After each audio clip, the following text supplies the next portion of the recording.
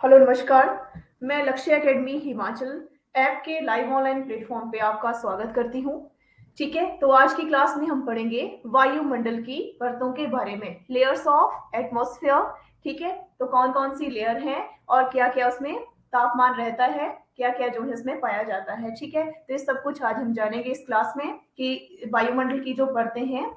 ठीक है, तो इससे पहले मैं आपको बता दूं, ये जो लक्ष्य एकेडमी हिमाचल ऐप है, इस पे हमारे लाइव ऑनलाइन कोचिंग कोर्सेज शुरू हो गए हैं। अगर आप भी हमारे live online coaching courses join करना चाहते हैं तो लक्ष्य एकेडमी हिमाचल ऐप, ये जो लक्ष्य एकेडमी हिमाचल ऐप है, इसे आप गूगल प्ले स्टोर से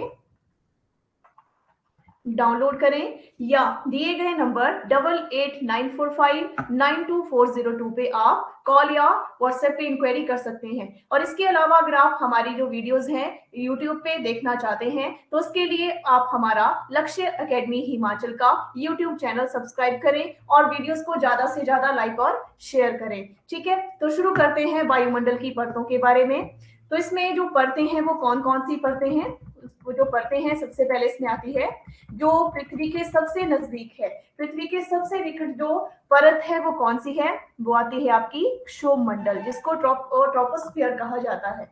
ठीक है, इसके बाद दूसरी जो है, मतलब जो क्षोभ मंडल के ऊपर वाली जो परत होती है वो कहलाती है समताप मंडल, स्ट्रेटोस्फियर कहलाती है। ठीक है, और समताप मंडल के ऊपर वाली जो परत होती है वो लेयर कौन सी होती है, मध्य मंडल, मेसोस्फीयर जिसे कहा जाता है इंग्लिश में। और इसके बाद नेक्स्ट जो परत आती है वो है आयन मंडल, नॉनोस्फीयर जिसको कहा जाता है। और नेक्स्ट जो पांचवी जो रहती है वो है बाह्य मंडल, एक्सोस्फीयर जिसे कहा जाता है। तो सबसे पहले हम पढ़ेंगे क्षोभ मंडल के बारे में, जो ट्रोपोस्फियर है इसके बारे में हम जानेंगे विद डायग्राम के साथ। हम इसको देखेंगे कि क्या क्या इसमें जो स्थितियां हैं वो रहती हैं।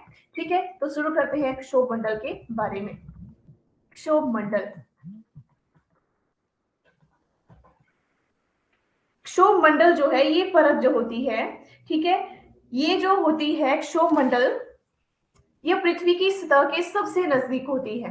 ठीक है, या पृथ्वी के सबसे नजदीक, सबसे नजदीक जो सतह है वो कौन सी है, परत है, वो है क्षोभ मंडल। ठीक है, और इसकी ऊंचाई विषुवत रेखा, इसकी ऊंचाई विषुवत रेखा, विषुवत रेखा, विषुवत रेखा यानी क्या कहेंगे, भूमध्य रेखा कहेंगे। ठीक है, तो भूमध्य रेखा से 18 किलोमीटर, 18 किलोमीटर, और ध्रुवों पर या 18 किलोमीटर से ध्रुवों पर कितनी है, 8 किलोमीटर की ओर जाने पर घट जाती है, की ओर जाने पर क्या होती है, घट जाती है, जो इसकी क्या है, जो इसकी ऊंचाई है, ठीक है, घट जाती है। तो इस तरह से यह जो होती है अन्य सभी परतों से घनी, घनी यानी सघन है। ठीक है, और यहाँ पर जलवाष्प, धूलकण, आर्द्रता आदि मिलते हैं। ठीक है, और मौसमी या मौसम संबंधी अधिकांश परिवर्तन के लिए क्षोभ मंडल ही उत्तरदायी है। या इसे हम सिंपल तरीके से ऐसा भी कह सकते हैं या इसको याद रख सकते हैं कि इसमें मौसम संबंधी घटनाएं होती हैं या मौसमी घटनाएं यहाँ पे होती हैं। ठीक है, और वायुमंडल जलवाष्प या वायुमंडलीय जलवाष्प एवं धूलकणों के अधोमंडल में ही केंद्रित होने के कारण बादल तथा तूफान आदि की उत्पत्ति इसी परत में होती है। मतलब इसमें बादल, आंधी, तूफान, धूलकण इत्यादि सब इसमें पाए जाते हैं। ठीक है, और इसी कारण यहाँ पे जो विमान वगैरह है इसमें नहीं चल पाते, कौन सी परत में, क्षोभ मंडल में ये नहीं चल पाते हैं। ठीक है, और इस परत में ऊंचाई के साथ साथ क्या होता है, तापमान घटता है या बढ़ता है, तो इसमें जो तापमान होता है ऊंचाई के साथ साथ घट जाता है। ठीक है, तो इस परत में ऊंचाई के साथ, ऊंचाई के साथ साथ तापमान जो होता है क्या होता है, घट जाता है। ठीक है, घटता है। और प्रत्येक 165 मीटर, प्रत्येक 165 मीटर पर 1 डिग्री सेल्सियस, 1 डिग्री सेल्सियस तापमान की कमी हो जाती है। कितनी कमी होती है, 165 मीटर पर 1 डिग्री सेल्सियस तापमान की, मतलब 1 डिग्री सेल्सियस तापमान की जो कमी होती है होती रहती है, ठीक है, कमी होती है, ठीक है। और इसे सामान्य ताप ह्रास दर भी कहते हैं। इसे क्या कहते हैं? सामान्य ताप ह्रास दर कहते हैं। Normal lapse rate of temperature, ठीक है, कहते हैं, दर कहते हैं। और इस तरह से तापहास दर केवल ऊंचाई से ही नहीं बल्कि अक्षांशों से भी प्रभावित होती है। मतलब जो सामान्य ताप दर होती है, जो मैंने आपको बताया कि प्रत्येक 165 मीटर पर 1 डिग्री सेल्सियस तापमान की कमी हो जाती है, तो इसे सामान्य तापहास दर कहते हैं। तो तापहास दर जो होती है केवल ऊंचाई से ही नहीं होता, मतलब ऊंचाई पर जाने से ही तापमान कम नहीं होता, बल्कि ये अक्षांशों से भी प्रभावित होता है। और यह दर उच्च तापमान वाले धरातल के ऊपर उच्च तथा निम्न ताप वाले कम तापमान वाले धरातल के ऊपर क्या हो जाती है? कम हो जाती है, ठीक है। तो इस तरह से एक क्षोभ मंडल के ऊपरी शीर्ष भाग पर क्षोभ मंडल के ऊपरी शीर्ष या ऊपर वाले भाग, ऊपरी शीर्ष भाग पर स्थित संक्रमण स्तर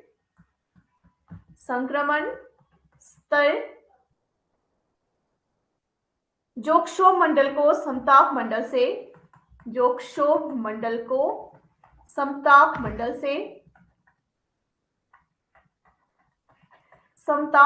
से क्या करता है? अलग करता है, पृथक करता है, ठीक है, अलग करता है। उसे क्या कहा जाता है? क्षोभ मंडल या क्षोभ सीमा कहते हैं। उसे क्या कहते हैं? क्षोभ सीमा कहा जाता है या कहते हैं, ठीक है। तो इस तरह से इसमें जो होता है विषुवत रेखा के ऊपर, विषुवत यानी मैंने पहले भी आपको बताया कि इसे हम भूमध्य रेखा भी कह सकते हैं। विषुवत वृत्त के ऊपर क्षोभ सीमा में हवा का तापमान -80 डिग्री से और ध्रुव के ऊपर -45 डिग्री सेल्सियस हो जाता है। तो अब हम डायग्राम से इसको समझ लेते हैं एक बार फिर से क्षोभ मंडल को। तो यहाँ पे आप देख सकते हैं, ये रही आपकी जो क्षोभ मंडल का एरिया है, क्षोभ मंडल जो परत है जो कि पृथ्वी के सबसे निकट है, ठीक है। और ये जो मैं लाइन यहाँ पे ड्रॉ कर रही हूँ ये है क्षोभ सीमा, ठीक है, जो किसको अलग करती है? समताप मंडल से क्षोभ मंडल को अलग करती है, मतलब दोनों में क्या करती है? बाउंड्री का काम करती है, सीमा का काम करती है, ठीक है। तो इसको एक बार फिर से समझ लेते हैं। तो क्षोभ मंडल जो होता है ये वायुमंडल का सबसे नीचे वाली परत है। जो वायुमंडल में सबसे नीचे जो परत पाई जाती है वो कौन सी कहलाती है? क्षोभ मंडल कहलाती है, ठीक है। तो क्षोभ मंडल जो है इसकी ऊंचाई सतह से कितनी है? लगभग 18 किलोमीटर, 18 किलोमीटर विषुवत रेखा पर, ठीक है। और जो कि कहां पे घट जाती है? इसकी ऊंचाई ध्रुवों पर 8 किलोमीटर होती है तथा विषुवत रेखा पर लगभग कितनी होती है? 18 किलोमीटर होती है। तो ध्रुवों पर कितनी है इसकी? 8 किलोमीटर ऊंचाई रहती है पृथ्वी से, ठीक है। और इसके अलावा क्षोभ मंडल में तापमान की गिरावट की दर प्रति 165 मीटर की ऊंचाई पर 1 डिग्री सेल्सियस अथवा 1 किलोमीटर की ऊंचाई पर 6.4 डिग्री सेल्सियस होती है। और सभी मुख्य वायुमंडलीय घटनाएं जैसे कि बादल हो गए और जैसे कि आंधी, वर्षा मंडल इसी मंडल में पाई जाती हैं। और इस मंडल को क्या कहा जाता है? संवहन मंडल भी कहा जाता है। और क्योंकि संवहन धाराएं इसी मंडल की सीमा तक सीमित होती हैं, मतलब वो उसके आगे नहीं प्रवाहित नहीं होती हैं, ठीक है। और इस मंडल को अधोमंडल भी कहा जाता है। जो संवहन मंडल या इसे हम संवहन मंडल कहते हैं, तो इसको हम अधोमंडल भी कह सकते हैं। और जैविक क्रिया के लिए सबसे महत्वपूर्ण है ये जो मंडल है, ठीक है। और क्षोभ मंडल और सप्ताह मंडल को अलग करने वाले भाग को क्या कहते हैं? क्षोभ सीमा कहा जाता है। और विषुवत वृत्त के ऊपर क्षोभ सीमा में हवा का तापमान कितना होता है? -80 डिग्री सेल्सियस हो जाता है, जबकि ध्रुवों पर कितना हो जाता है? -45 डिग्री सेल्सियस रह जाता है, ठीक है। तो इस तरह से यहाँ तापमान स्थिर होने के कारण क्षोभ सीमा इसे कहा जाता है। तो यहाँ पे जो वायुमंडलीय घटनाएं हैं, मौसमी घटनाएं होती हैं, सबसे ज्यादा घनत्व होता है, ठीक है, ग्रीन हाउस प्रभाव रहता है और ऊंचाई के साथ साथ क्या होता है? तापमान भी बढ़ जाता है। तो ये हुआ क्षोभमंडल के बारे में आपने जाना। आई होप कि आपको ये पूरी तरह से समझ आ गया होगा। इसके बाद हम नेक्स्ट परत के बारे में जानेंगे। तो नेक्स्ट परत कौन सी है? वो है समताप मंडल। नेक्स्ट कौन सी है? समताप मंडल। समताप मंडल जो है, स्ट्रेटोस्फीयर जो है, इसकी ऊंचाई 50 किलोमीटर तक की होती है। पृथ्वी से कितनी ऊंचाई है? 50 किलोमीटर ऊंचाई इसकी रहती है। ठीक है। और इस मंडल की विशेष बात यह है कि इसमें ऊंचाई की वृद्धि के साथ या ऊंचाई में वृद्धि के साथ तापमान, वृद्धि के साथ तापमान का नीचे गिरना समाप्त हो जाता है, नीचे गिरना समाप्त हो जाता है। और इस परत के निचले हिस्से में विभिन्न ऊंचाइयों पर एक समान तापमान पाया जाता है। मतलब इसमें एक समान तापमान होता है जो समताप मंडल है। ठीक है। और साथ ही समताप रेखाएं समानांतर ना होकर लंबवत होती हैं। लंबवत यानी सीधी होती हैं। ठीक है। वायुमंडल की यह स्थिति वायुयान चालकों के लिए आदर्श होती है। मतलब इसमें वायुयान वगैरह चलते हैं। और इस परत के ऊपरी भाग में ऊंचाई के साथ तापमान में वृद्धि होती है और उसका कारण होता है ओजोन परत द्वारा परावैंगनी किरणों का अवशोषण करना। ठीक है। तो इसमें क्या होता है, इस परत के ऊपरी भाग, इस परत के ऊपरी भाग में ऊंचाई के साथ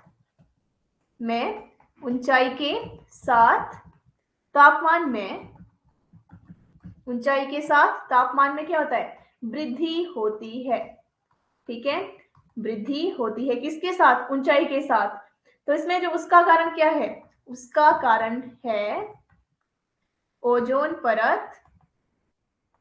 ओजोन परत भी किस में पाई जाती है? समताप मंडल में ही पाई जाती है। ठीक है। तो ओजोन परत द्वारा परावैंगनी किरणों का अवशोषण करना। ठीक है। परावैंगनी किरणों का अवशोषण करना। ठीक है। तो इस वजह से इस परत के ऊपरी भाग में ऊंचाई के साथ क्या हो जाता है, तापमान अधिक हो जाता है। ठीक है। और इस प्रकार कभी कभी कुछ विशेष प्रकार के बादलों का इसमें निर्माण होता है, जिन्हें क्या कहा जाता है? जिन्हें मुक्ताब या मुलाभ मेघ कहा जाता है। ठीक है। और इस मंडल की बाह्य सीमा को समताप सीमा कहा जाता है, जो कि बाउंड्री का काम करती है। और यहाँ तापमान 0 डिग्री सेल्सियस या 32 डिग्री का होता है। ठीक है। तो इसको एक बार डायग्राम से हम समझ लेते हैं। जो समताप मंडल है, ऐसे तो आपने देख लिया। तो ये रहा आपका समताप मंडल, जिसकी पृथ्वी से कितनी दूरी है? इसकी है 50 किलोमीटर। ठीक है। और इसे समताप मंडल कहा जाता है। इसमें तापमान जो रहता है एक समान रहता है और मौसमी या मौसम संबंधी घटनाएं इसमें नहीं होती हैं। ठीक है। और ऊंचाई पर जाने के साथ या ऊंचाई के साथ इसमें क्या होता है, तापमान बढ़ जाता है। ठीक है। तो इस तरह से ये मैंने आपको बताया, जो समताप मंडल है, समताप मंडल में 50 किलोमीटर की इसकी ऊंचाई है। और समताप मंडल की मोटाई ध्रुवों पर सबसे अधिक होती है और कभी कभी विषुवत रेखा पर इसका लोप हो जाता है। ठीक है। तो मतलब जो ध्रुव है उस पे इसकी मोटाई ज्यादा हो जाती है। ठीक है। जबकि विषुवत रेखा पर ज्यादा नहीं होती है। तो इस तरह से इसमें मौसम संबंधी घटनाएं जैसे आंधी, बादल की गरज, बिजली कड़क, धूलकण इत्यादि कुछ भी नहीं होता है। ठीक है। जलवाष्प भी इसमें नहीं पाया जाता। तो इस मंडल में वायुयान उड़ाने की आदर्श दशा पाई जाती है। और कभी कभी इस मंडल में विशेष प्रकार के मेघों का निर्माण होता है, जिसे मुलाभ मेघ कहा जाता है। मुलाभ मेघ कहा जाता है। ठीक है। और समताप मंडल की एक महत्वपूर्ण लक्षण ये है, इसका जो महत्वपूर्ण लक्षण है कि इसमें ओजोन गैस की एक परत पाई जाती है। ये जो आप देख रहे हैं यहाँ पे जो लाइन ड्रॉ की है मैंने यहाँ पे, ये कौन सी है? ओजोन मंडल है, ओजोन परत है। ठीक है। तो ये ओजोन परत जो है, इसमें ओजोन गैस या ओजोन की एक परत पाई जाती है, जो सूर्य से आने वाली परावैंगनी किरणों को अवशोषित कर लेती है। इसलिए इसे पृथ्वी का सुरक्षा कवच भी कहा जाता है। ठीक है। तो ये परावैंगनी किरणें जो होती है कहाँ पे अवशोषित हो जाती हैं? ओजोन मंडल में ही अवशोषित हो जाती हैं। ठीक है। तो ये कहाँ नहीं पहुंच पाती? ये पृथ्वी तक फिर नहीं पहुंच पाती हैं। और इस ओजोन परत को जो है वो ज्यादा नुकसान कौन पहुंचा रहा है? क्लोरोफ्लोरोकार्बन से इसको क्या पहुंच रहा है? ज्यादा नुकसान पहुंच रहा है। ठीक है। तो ओजोन परत को नष्ट करने वाली गैस कौन सी है? क्लोरोफ्लोरोकार्बन। तो ये किससे निकलती है? जैसे कि एयर कंडीशनर से, रेफ्रिजरेटर से आदि से ये गैस जो है निकलती है। तो ओजोन परत में क्षणिक क्लोरोफ्लोरोकार्बन में उपस्थित सक्रिय क्लोरीन के कारण ये होती है। और ओजोन परत की मोटाई नापने में कौन सी इकाई का किया जाता है प्रयोग? डाप्सन इकाई का प्रयोग किया जाता है। किसका प्रयोग किया जाता है? डाप्सन इकाई का प्रयोग किया जाता है। किसको मापने के लिए? ओजोन परत की मोटाई को नापने के लिए। ठीक है, तो ये कहलाई आपकी ओजोन परत। ओजोन परत के बाद हम शुरू करेंगे मध्य मंडल के बारे में। आई होप कि आपको इसका परत पता लग गया होगा, समताप मंडल का। इसके बाद नेक्स्ट आई मध्य मंडल। मध्य मंडल जो है समताप मंडल के ऊपर कौन सा है? मध्य मंडल है। ठीक है, जिसका विस्तार कितना है? ऊंचाई कितनी है? 80 किलोमीटर की है। और इस परत में ऊंचाई के साथ साथ तापमान क्या होता है? तापमान घटता है। ठीक है, तापमान क्या होता है? घटता है। और 80 किलोमीटर की ऊंचाई पर तापमान कितना हो जाता है? 80 किलोमीटर की ऊंचाई पर तापमान क्या हो जाता है? -100 डिग्री सेल्सियस रहता है। ठीक है, और इस न्यूनतम तापमान की सीमा को, इस न्यूनतम तापमान की सीमा को मेसोपास कहते हैं। क्या कहते हैं? मेसोपास कहते हैं। और जिसके ऊपर जाने पर तापमान में क्या हो जाती है? वृद्धि होती है। ऊपर जाने पर तापमान में वृद्धि होती है। ठीक है, तो ये है मध्य मंडल। इसको एक बार डायग्राम में भी देख लेते हैं। तो ये रहा आपका मध्य मंडल। ठीक है, मध्य मंडल जिसकी ऊंचाई कितनी है? 80 किलोमीटर की है। तो मध्य मंडल जो है, इसमें मैंने आपको बताया कि मध्य मंडल समताप मंडल के ठीक ऊपर 80 किलोमीटर की ऊंचाई तक फैला है। और इसमें ऊंचाई के साथ साथ तापमान में कमी होने लगती है। तापमान में कमी ऊंचाई के साथ साथ। ठीक है, तो तापमान में कमी होती है ऊंचाई के साथ साथ। और 80 किलोमीटर की ऊंचाई तक ये पहुंचकर -100 डिग्री सेल्सियस हो जाता है। और मध्य मंडल की ऊपरी परत को मध्य सीमा कहते हैं। ये जो परत है इसको क्या कहते हैं? मध्य सीमा कहते हैं। ठीक है, इसके बाद हम पढ़ेंगे आयन मंडल के बारे में, जो कि मध्य मंडल के ऊपर वाली ऊपरी परत है। ठीक है, तो शुरू करते हैं आयन मंडल के बारे में। आयन मंडल, आयन मंडल जो है मध्य मंडल के ऊपर आयन मंडल है, जिसकी पृथ्वी सतह से ऊंचाई कितनी है? 80 से 400 या 80 से 640, ठीक है, तक की इसकी ऊंचाई रहती है। किलोमीटर की ऊंचाई इसकी रहती है। ठीक है, के बीच ये स्थित है। ठीक है, और इसमें विद्युत या विद्युत आवेशित कण पाए जाते हैं। विद्युत आवेशित कण इसमें पाए जाते हैं। विद्युत आवेशित कण इसमें पाए जाते हैं। ठीक है, और जिन्हें आयन कहते हैं, जिन्हें क्या कहते हैं? आयन कहते हैं, जिन्हें आयन कहते हैं या आयन मंडल के नाम से जाना जाता है। ठीक है, तो आयन मंडल में ऊंचाई बढ़ने के साथ तापमान में वृद्धि शुरू होती है। ऊंचाई के साथ तापमान में वृद्धि होती है। ठीक है, इस तरह से इसमें मैंने आपको बताया कि ऊंचाई बढ़ने के साथ इसमें तापमान में वृद्धि शुरू हो जाती है। तो ये है आयन मंडल जिसमें मैंने आपको बताया। तो इसको एक बार हम इसमें देख लेते हैं डायग्राम में। तो ये रहा आपका आयन मंडल। ठीक है, आयन मंडल में मैंने आपको बताया कि इसमें जो होता है रेडियो तरंगों का परावर्तन होता है। ठीक है, रेडियो तरंगें इसमें परावर्तित होती हैं और ऊंचाई क्या रहती है? 80 से 640 या 400 किलोमीटर के मध्य ये रहती है। ठीक है, और तापमंडल में वायुमंडलीय गैसों की विरलता पाई जाती है और इसमें से होकर सौर पवन के प्रोटॉन्स आसानी से गुजरते हैं और ये प्रोटॉन्स वायु के अणुओं से टकराकर उनकी गति को कम कर देते हैं और इससे इस मंडल के तापमान, इस मंडल में क्या होता है? तापमान बढ़ता है। ठीक है, जो कि मैंने आपको नीचे लिख के ही बता दिया है। ठीक है, तापमान इसमें बढ़ता है इस कारण से। ठीक है, और साथ ही सौर पवन द्वारा अणुओं से इलेक्ट्रॉन्स के पृथक्करण से आयंस का निर्माण होता है, इसलिए इसे आयन मंडल कहते हैं। और इस परत से रेडियो तरंगों का क्या होता है, परावर्तन होता है। ठीक है, और आयनीकरण की प्रक्रिया उच्च अक्षांशों में सर्वाधिक प्रभावशाली होती है, क्योंकि आयनीकृत कण पृथ्वी के चुंबकीय क्षेत्रों के कणों के कारण ध्रुवों की ओर आकर्षित होते हैं। ठीक है, जब ये आयन्स अपने इलेक्ट्रॉन्स के साथ संयुक्त हो जाते हैं तो फोटोन्स का निर्माण होता है, और ये फोटोन्स ही ध्रुवीय ज्योति, ध्रुवीय प्रकाश को जन्म देते हैं। और आसमान से पृथ्वी की ओर गिरने वाले उल्कापिंड इस मंडल में आकर जल जाते हैं। मतलब इसमें आते हैं आसमान से पृथ्वी की ओर, जो उल्कापिंड गिरते हैं वो इसी मंडल में जल के राख हो जाते हैं। ठीक है, ये जल जाते हैं। ठीक है, मतलब इसमें मैंने आपको ये भी बताया, जो फोटोन्स होते हैं, फोटोन्स होते हैं ध्रुवीय ज्योति, यानी अरोरा को क्या देते हैं, जन्म देते हैं। ठीक है, और इसी में जो उल्कापिंड गिरते हैं इस मंडल में आकर वो जल जाते हैं, और इस प्रकार यह पृथ्वी की उल्काओं आदि से क्या करता है, रक्षा करता है। तो ये कहलाया आपका आयन मंडल। अब पढ़ेंगे बाह्य मंडल के बारे में। ठीक है, जो इसकी सबसे ऊपरी परत है, बाह्य मंडल।